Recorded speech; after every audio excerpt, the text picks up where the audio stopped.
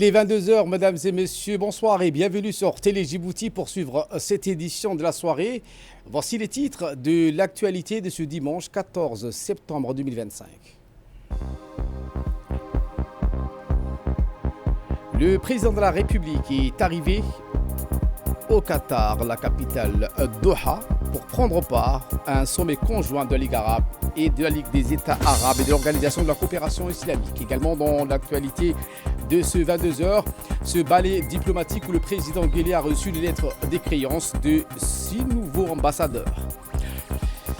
Et dans l'actualité internationale, ce sommet des pays arabes et musulmans convoqué donc suite à l'attaque de l'armée sioniste israélienne. Voilà pour les sommaires. Merci si vous nous rejoignez sur Télé Djibouti.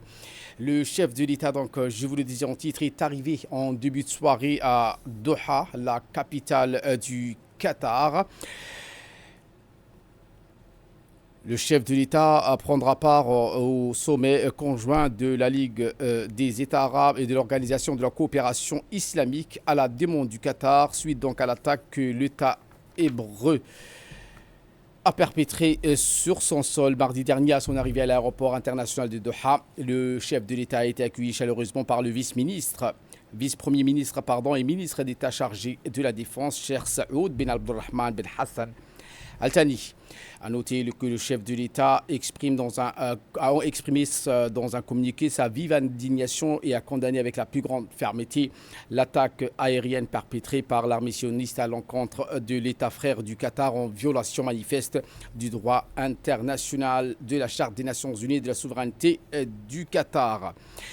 Il est important de souligner que l'objectif ultime de ce sommet conjoint de la Ligue des États arabes et de l'Organisation de la coopération islamique, l'OCI, est d'assurer aux États membres des garanties viables de sécurité afin de protéger toute nouvelle attaque en provenance de l'État sioniste. À noter que la présence d'une forte délégation conduite par le président Guelleh, en l'occurrence le directeur du département arabe, l'ambassadeur Mohamed Al-Wali, l'ambassadeur de la République du Djibouti auprès de l'État du Qatar, Daïb Doubad, l'ambassadeur de la République du Djibouti auprès de la République arabe d'Égypte et représentant permanent de notre pays auprès de la Ligue des États arabes, M. Ahmed Ali Barré, l'ambassadeur de Djibouti auprès du Royaume d'Arabie Saoudite et représentant permanent de notre pays auprès de l'Organisation de la coopération islamique, M.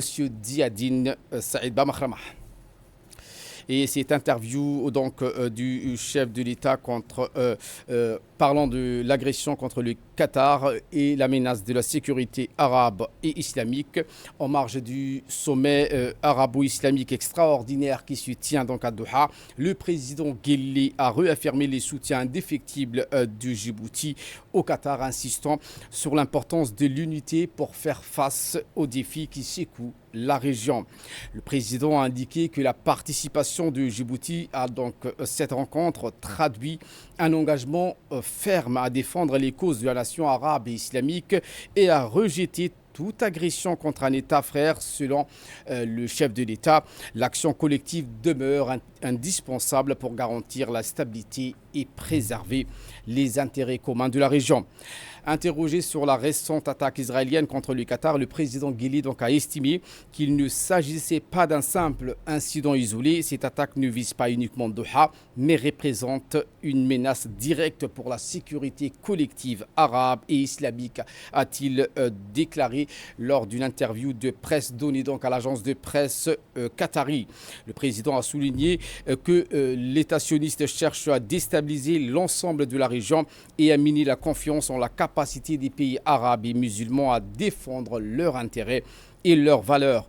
Concernant les initiatives diplomatiques en cours, le dirigeant djiboutien a plaidé donc pour une position arabe unifiée, adossée à une réelle volonté politique et à large consensus international. Le président a par ailleurs appelé au renforcement des mécanismes de dissuasion afin de mettre fin aux agressions et d'en prévenir la répétition. Le président de la République a également salué la résilience du Qatar face à l'attaque qu'il a attribuée à la sagesse de sa direction, à la cohésion de son peuple et au soutien constant de ses frères arabes et musulmans. Pour le président Guelleh, cette résilience illustre la force et la volonté politique politique et prouve une fois de plus que la solidarité reste l'arme la plus puissante face à l'agression sioniste. Évoquant la portée diplomatique de la tenue de ce sommet à Doha, le président a souligné que ce choix confirme le rôle central dans l'action arabe et islamique commune, ainsi que la confiance de ses partenaires accordée à sa capacité donc à fédérer et à rapprocher les positions. En conclusion, dans cette interview donnée à l'agence de presse qatari, le président djiboutien a averti que cibler le Qatar visait donc avant tout à fragiliser l'unité arabe et islamique. Il a exprimé également sa conviction que le fait serait inverse. Notre réponse sera de renforcer la cohésion, d'intensifier la coopération et d'unifier davantage nos rangs. Fin de citation. C'était donc cette interview donnée par le président peu après son arrivée au Qatar à l'agence de presse de Doha. En ce qui concerne donc ce sommet arabe islamique à Doha, c'est une riposte collective. Après l'attaque de l'armée sioniste, tout le regard se tourne vers cette capitale qatari qui donc accueille ce sommet arabe islamique extraordinaire convoqué à la suite de l'attaque israélienne ayant visé le territoire qatari. Les chefs de diplomatie des pays arabes et islamiques se sont réunis aujourd'hui pour une session préparatoire visant à élaborer le projet de communiqué final.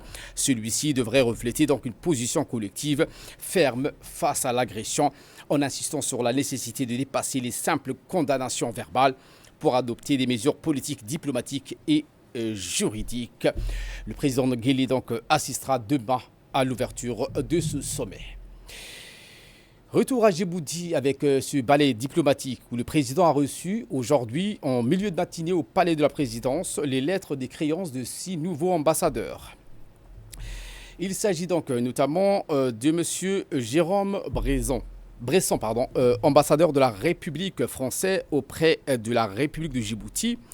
Le nouveau représentant de la France a formé l'espoir d'apporter un précieux appui à la coopération déjà privilégiée entre les deux pays. En mon nom personnel et en associant ma famille, je tiens à vous exprimer ma profonde reconnaissance pour la qualité de l'accueil qui nous est réservé depuis notre arrivée sur le sol de votre pays. Mandaté en ce sens par le président de la République française et convaincu de surcroît par mon expérience diplomatique et personnelle, je vous assure de ma ferme résolution et de mon entière disposition à œuvrer sans relâche pendant tout le temps de ma mission au renforcement des liens exceptionnels qui unissent la France et Djibouti.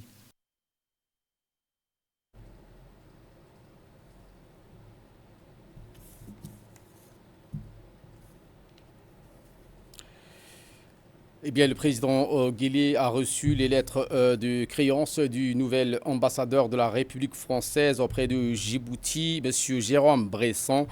Celui-ci donc a insisté sur l'intérêt des deux peuples à privilégier la relation entre Djibouti et la France. Peu après la réception de lettres de créance du nouvel ambassadeur de la France, ce fut au tour de son Excellence, Maître Abdullah Al-Dossari, ambassadeur du Royaume d'Arabie Saoudite auprès de Djibouti. Dans une déclaration faite à l'occasion de la remise de ces lettres de créance, le nouvel ambassadeur du Royaume d'Arabie Saoudite auprès de Djibouti, Maître Abdullah Al-Dossari, s'est réjoui des liens excellents d'amitié et de coopération entre Djibouti et le Royaume frère d'Arabie Saoudite. Le nouveau représentant de l'Arabie Saoudite a également donc relayé la ferme volonté du gardien des deux lieux saints et de son prince héritier d'œuvrer donc au renforcement des relations bilatérales pour atteindre les intérêts et les objectifs des deux peuples frères. Le président a également reçu les lettres des créances de la nouvelle ambassadrice de la République islamique du Pakistan auprès de Djibouti. Il s'agit de Mme Aqsa Nawaz.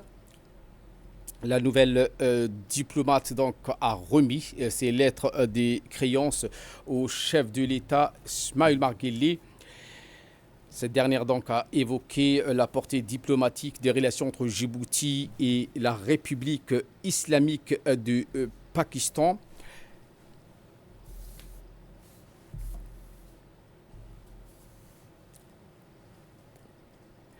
Cette nouvelle diplomate, qui a un statut d'ambassadrice extraordinaire et plénipotentiaire de leurs pays respectifs auprès de Djibouti, a indiqué que nos intérêts se rencontrent si souvent parce que notre amitié est ancrée dans la foi et la religion islamique.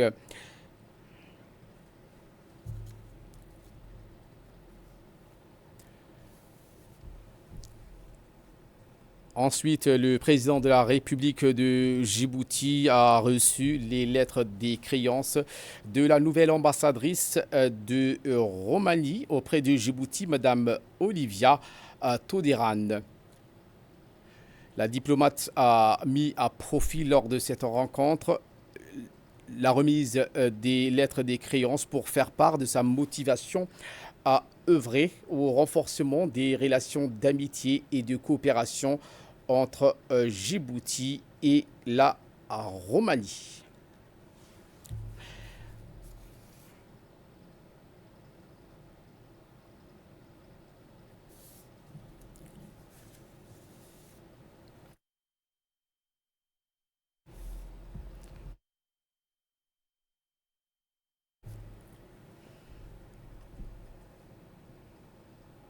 Un balai diplomatique incessant. Le président a également reçu les lettres des créances du nouvel ambassadeur de la République arabe d'Égypte auprès du Djibouti, Abdelrahman Rafat Al-Khattab.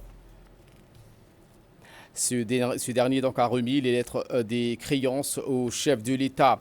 Dans une déclaration faite, le diplomate a indiqué qu'il est fermement déterminé à contribuer à la mise en œuvre de tous les résultats de la dernière visite de son Excellence le président égyptien Abdel Fattah al-Sisi à Djibouti en avril dernier, conformément à la déclaration conjointe publiée. À cette occasion et à ce propos, le diplomate égyptien a affirmé de souhaiter le niveau de coopération bilatérale entre Djibouti et l'Égypte dans plusieurs secteurs stratégiques tels que les ports, les zones franches, l'énergie, la santé, l'éducation, la culture.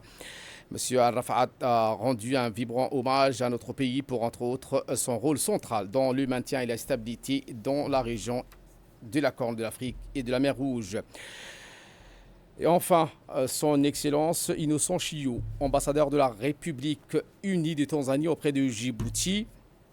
Le nouvel ambassadeur de la République unie de Tanzanie a indiqué dans ses propos que nous comptons intensifier les échanges avec Djibouti dans les domaines du commerce, de l'investissement et du développement économique.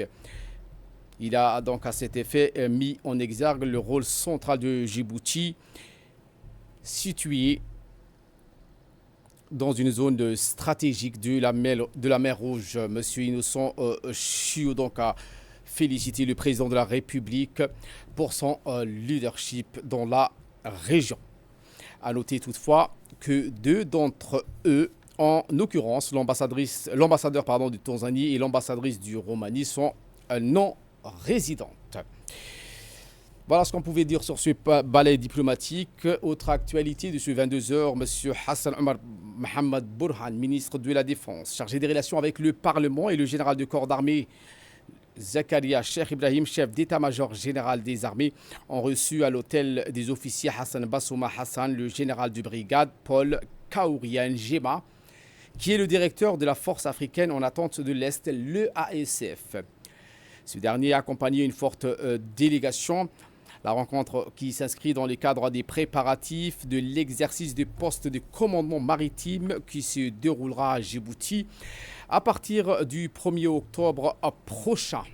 Cet exercice constitue une étape majeure visant à renforcer la coopération régionale, la coordination opérationnelle et la capacité collective des États membres de l'EASF. Ces derniers a indiqué qu'il faut faire face aux menaces maritimes telles que la piraterie, le trafic illicite et le terrorisme. Le ministre de la Défense a exprimé sa satisfaction d'accueillir cette activité stratégique, réaffirmant l'engagement de Djibouti à contribuer activement à la paix et à la sécurité régionale.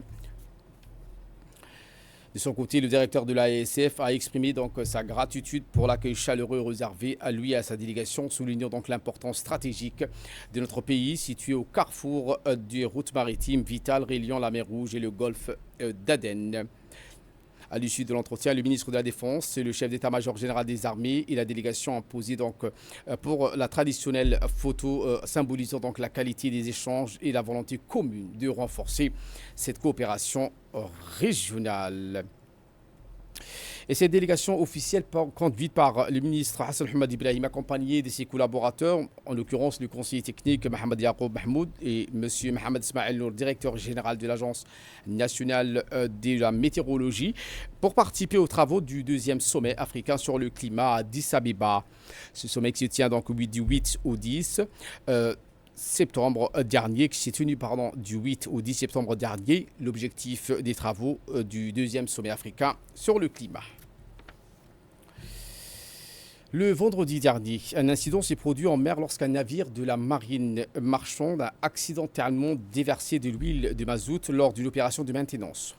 Sous l'effet du vent de Khamsin d'été, une partie de cette pollution a atteint la plage de Héran, l'une des plages les plus fréquentées par nos compatriotes. Dès l'annonce de cet incident, la capitainerie nationale du port de Djibouti a immédiatement pris les choses en main. La première décision fut donc d'alerter la police nationale afin de sécuriser le périmètre et de fermer provisoirement la plage au public. Parallèlement, les experts de la capitainerie, hommes et femmes, sont déployés en mer et sur les côtes sous la direction directe de leur commandant qui a pris donc les rênes de l'opération et a supervisé son relâche depuis le premier jour. Grâce à la rigueur et au professionnalisme de ses équipes, la capitainerie a pu maîtriser donc rapidement la situation. Là où d'autres pays, ce type d'incident nécessiterait d'intervention des sociétés privées ou d'experts étrangers, Djibouti donc a pris les devants depuis plusieurs années en formant ses propres cadres et spécialistes. C'est précisément grâce donc à cette expertise nationale patiemment développée et entretenue que les experts de la capitainerie ont pu réagir immédiatement et remédier efficacement à ce problème. À ce jour, l'ONU note, je cite, 90% de la pollution déjà nettoyée et les 10% restants sont en cours d'élimination. La capitainerie nationale, sous la supervision constante de son commandant, poursuit donc ses opérations avec objectif clair, rétablir au plus vite l'état naturel de la plage de Héran et d'en permettre la réouverture prochaine au public. La radio-télévision de Djibouti, présente ce jour sur la plage Héran, a pu donc constater également de visu l'engagement et le savoir-faire des capitaines et experts de la capitainerie. Nous avons donc pu interviewer le responsable et écoutons le propos. À partir vers midi vendredi, un incident s'est déroulé dans le port de Djibouti. Un navire en déchargement au port de Djibouti a accidentellement déversé de l'huile, de l'hydrocarbure, du fioul lourd. Cette huile s'est répandue, a été traînée par les vents de Khamsin vers la plage d'Héran. Celle-ci a été fermée. Nous avons sollicité les autorités compétentes par la police nationale pour fermer au public et nous nous excusons du désagrément causé pour le grand public en ce temps de canicule où la plage d'Héran est très fréquentée. La capitainerie du port a entrepris des mesures de nettoyage immédiatement après l'incident, contenir l'hydrocarbure qui a été déversé et nettoyer. La plage est à 90% nettoyée. La plage d'Héran est à 90% nettoyée. Nous comptons remettre en état et rouvrir pour le grand public dès que possible. Et voilà qu'il nous ramène de parler de cette réunion de sensibilisation face aux incendies récurrents dans l'enceinte du cimetière d'Ambouli. Réunion donc diligentée par le sous-préfet du 3e arrondissement, M. Haïbé Hared Guedid. Cette réunion où les membres de la société civile, des riverains du cimetière d'Ambouli, le directeur des Biawarf El-Menour et le sous-préfet du 2e arrondissement, Moussa Awal El-Chedé, et la chef de service du commissariat du 3e arrondissement, la capitaine Dila Mirgan, ont pris part. L'objectif de cette rencontre, axée sur la problématique posée par les nombreux feux qui ont touché ces derniers temps ce cimetière. Il a été constaté que les riverains déposaient leurs ordures ménagères au sein de cet endroit sans tenir compte de l'aspect religieux de ces lieux où reposent les parents de nombreux Djiboutiens.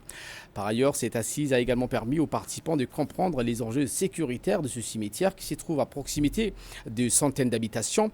En guise de conclusion, les participants ont unanimement donc pris acte de l'importance de préserver ce lieu sacré et ils ont salué l'initiative du ministre de l'Intérieur visant donc à améliorer les éclairages publics et à ouvrir des accès pour faciliter donc la surveillance et la sécurité de ce cimetière.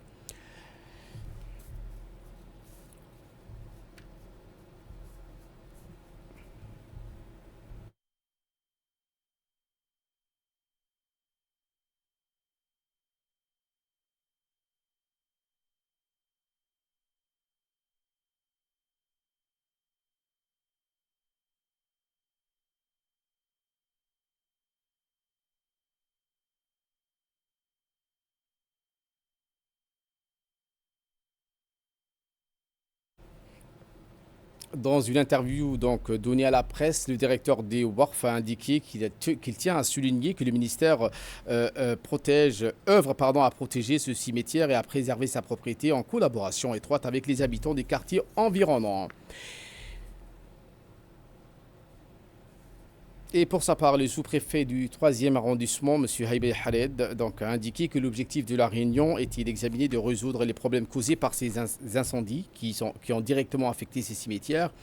Il est regrettable, a-t-il martelé, de constater que certains habitants y déposent leurs déchets ménagères sans considération pour les caractères sacrés de ce lieu où reposent des nombreux Djiboutiens. À l'issue de la réunion, l'ensemble des participants ont souligné l'importance de préserver, a-t-il indiqué, ces cimetières et de veiller à leur caractère sacré. Fin de citation. En nouvelle du monde, cette fois, un mot de sport où M. Péris Jebshir qui décroche l'or au marathon féminin à Tokyo. Madame Péris Jebshir, la Kenyane, a ajouté donc un nouveau chapitre à son palmarès impressionnant en remportant la médaille d'or au marathon féminin lors du championnat du monde d'athlétisme 2025 qui s'est tenu à Tokyo. Aujourd'hui, dans une course palpitante, la Kenyane a parcouru les 42,195 km en 2h24 minutes et 43 secondes. Voilà pour l'essentiel de ce 22h. Merci à vous de nous avoir suivis et très bonne suite du programme sur Télé Djibouti.